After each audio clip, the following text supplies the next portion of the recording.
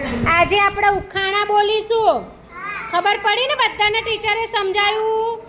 ઘઉંના લોટની બનું છું, ગોળ ગોળ આકાર છે, ગરમ ગરમ સૌને ભાવે. બોલો હું કોણ છું? કોણ છું હું? રોટલી. શું કહેવાય? રોટલી.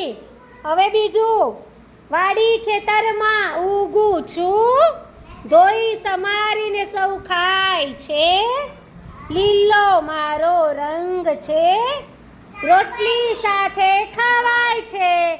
બોલો હું કોણ છું? બોલો જલ્દી સુફિયાન. શાકભાજી.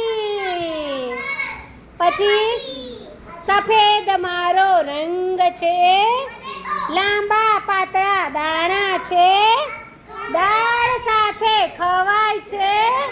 તૈમૂર. બોલો હું કોણ છું સુફિયાન? ચાવલ. શું કહેવાય? ચાવલ. બધાને ખબર પડી ને બેટા?